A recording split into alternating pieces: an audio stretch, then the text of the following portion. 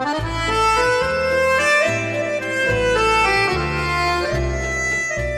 everyone, my name is Nadia.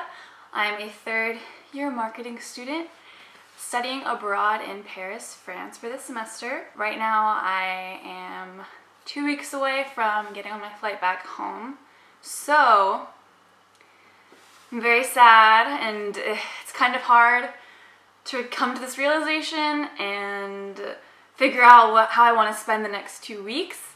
I kept thinking to myself, I wish I had known this back in January when I had arrived, and so then I decided to kind of compile a list as short as I could, because there are so many things that I've learned since being in Paris and being in Europe for the semester.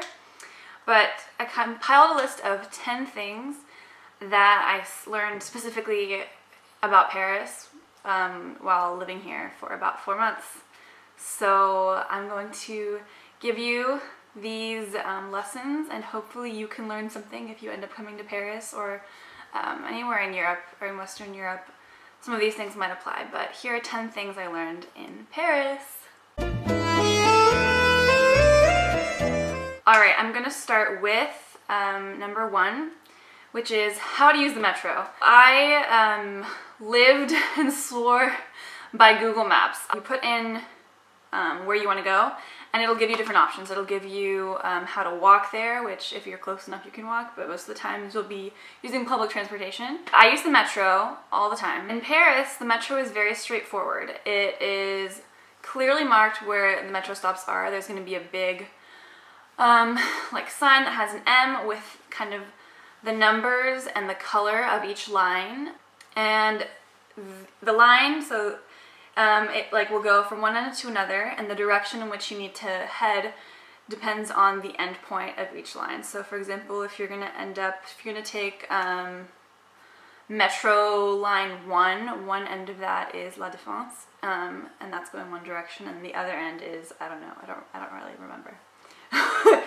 So at the beginning I would get really confused and really lost, because I'd be like, okay, I'm on metro line 1, I enter the metro, I go under, put in my little ticket, and I would end up going the wrong way and ending up on the wrong stops, because it's a two-way, like a metro will be approaching and it's heading one direction, and on the other side it's going the opposite direction. So you need to make sure that you check on the signs what stops you'll be hitting, and that'll tell you which way you need to go. On Google Maps, it'll tell you exactly which end you need to go to. You just need to look. It's kind of like in the small little print of the steps you need to take to get to your final destination. Yeah, that's basically how the metro works. There are metro stops pretty much everywhere if you're in the center city of Paris.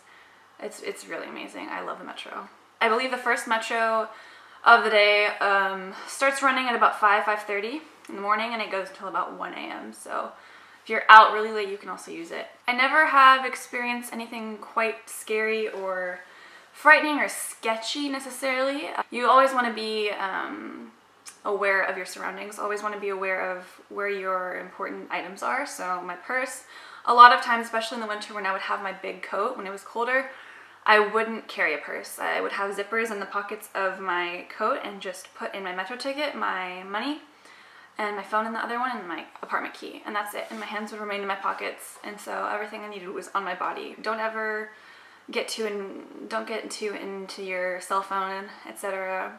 I do remember I was quite scared to use it at first, but you get used to it. You'll get the hang of it after 1 week, and you've made a few mistakes, gone the wrong direction, had to get off, go around, you'll figure it out.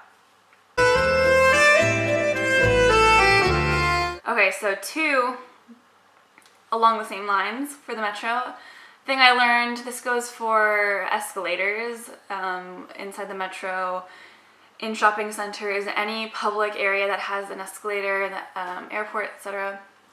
Stay to the right unless you're planning on walking fast if you need to go somewhere very quickly. But if you are just kind of not really in a hurry and you want to just chill and you're taking the escalator, stay to the right.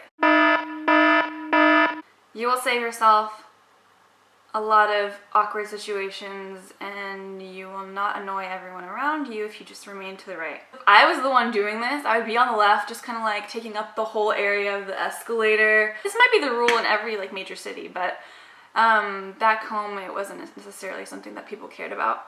Here, you gotta stay to the right. Stay to the right, let the people who want to walk really fast go past you. That's it. Stay to the right, please.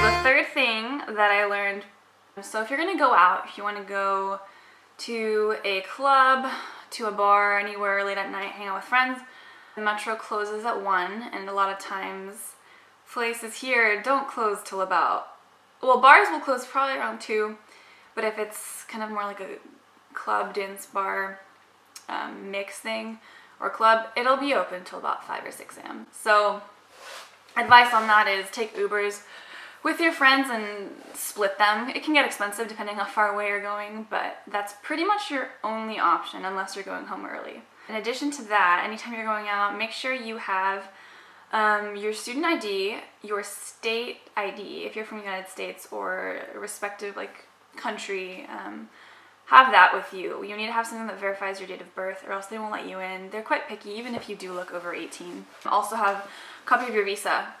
I don't know why, but they sometimes will ask for it. And just be respectful of the bouncers. Don't get mad at them. Don't act intoxicated. Compose yourself. Be responsible and have fun, but be safe. Going out is a lot of fun, but you can get in trouble if you don't take care of yourself and aren't aware of your surroundings, like I said before. Also, along the lines of going out, a lot of times there will be an option for a coat check. So if you have a coat, always keep €2 handy, like €2 coins, because you'll need to pay €2 to have the coat hung up, and then you get it back at the end of the night because they give you a ticket. All right, so fourth thing, restaurants. So in the States, you go to a restaurant, they greet you, they seat you, they take your order right away. They're very attentive the whole time. You're in and out probably within the span of an hour, 2 hours max. Here, you arrive, a hostess may or may not seat you. Sometimes, a lot of times, you seat yourself. They take their time and you take your time. It's the waiters and waitresses come up, they take your order. That's it. They then bring you your food and drink, and they leave you be.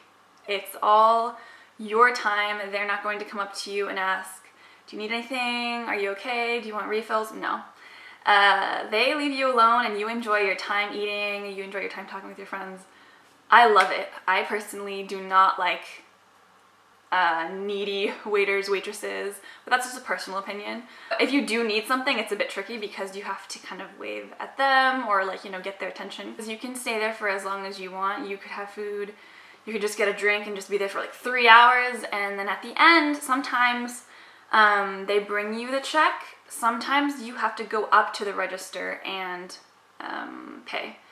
It's not always that they bring you the check and all of those kinds of things. Fifth thing, along the lines of eating out and things like that, if you're a coffee drinker, which I am as well, when you order un café, it's an espresso shot. So if you're from the States, it's a coffee is an espresso shot, and they're in little tiny mugs like that, and that's that. And you put sugar in them, and that's your coffee. There's no drip coffee really here. If you want something similar, you can order an Americano. Watered down espresso.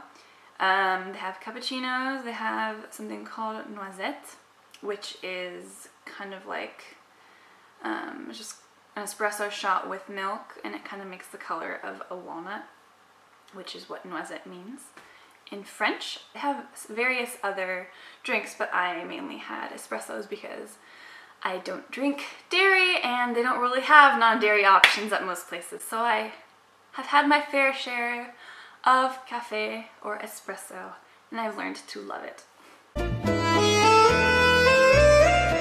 Number 6. A lot of things close between meals. There are many times where I would want to go grab something from this sushi burrito place. If you're my friends, you know exactly what I'm talking about. I love this place because they have a little vegan burrito.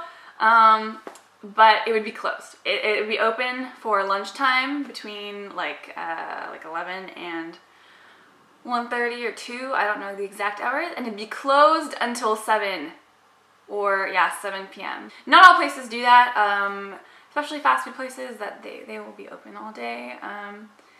But the hours are a lot more inconvenient than they are in the States, so check online before you go. Check Google Maps and then check their website, because also sometimes they won't be open on random days of the week. For example, some places will not be open Mondays. A lot of places will not be open Mondays. My bank is not open Mondays, and it makes it so difficult. A lot of places also won't be open Tuesdays, including museums. So check times. Number 7, everything is closed Sundays. Some things will be open Sundays. Here and there, a few grocery stores or supermarkets will be open, or little markets. A lot of times there will be like Oriental markets or markets owned by non-French people, I guess is that the best way to say it. So like, for example, there's like a little Chinese supermarket right down the street, and they're open on Sundays. It just depends, but a lot of things are just closed on Sundays. Sundays are the day of rest, and the French love to rest. Number 8, speak French. This is something I learned day 1 here. The French are very proud of their language. They love their language, understandably so. It is beautiful and very sexy. Just try to speak French. If you don't know French, if you didn't study it before you come, learn the basics. Learn how to say hello, how to say goodbye, how to say thank you. Do you speak English? Greet them before you ask that, and at least attempt to speak French before you ask them if they speak English. Because if you immediately are like, do you speak English? They will not be very responsive. Just respect their language and respect the fact that they're obsessed with their language. Number 9, scarves are your friend. Especially in the winter, you will see, even now, I see people bundled up in scarves walking along the streets. You walk a lot here in Paris, so although it might not be as cold as some places back in the States, back home you aren't outside for such a long period of time as you are here. Like here, you can walk for quite a while outside. Buy some good scarves. None of that flimsy, like wishy-washy, just like frilly stuff. No, it has to be this like thick and dense. Wrap it around your neck, because that's kind of where all of the cold will enter. Scarves. Bring scarves. Or don't bring scarves, buy them here, because you will not have room in your suitcase. 10th thing in France that I learned is that French dating is much different than American dating. Here in France, it's not like in the United States where you can go on multiple dates with someone and still not be officially in a relationship with them. Once you basically kiss or have any sort of kind of defining moment that outwardly displays your interest for them, a lot of times it's mainly a kiss, or anything of that sort. It's kind of this assumption and underlying understanding that you are now exclusive with that person. It doesn't mean that you're in a super serious relationship with them, or that you're going to get married or elope. It just means that you are not going to be kissing anyone else. And it makes sense, because why would you go on multiple dates with a girl and hang out with her and hang out with her friends or a guy and still not like be dating them officially, exclusively? Why would you be seeing multiple people? Anyways, that's my 10 things I learned in Paris. I learned so much more, but I think those were the most prominent things that I could think of that I would hand off to you. Thanks for listening, and I will see you soon, I think.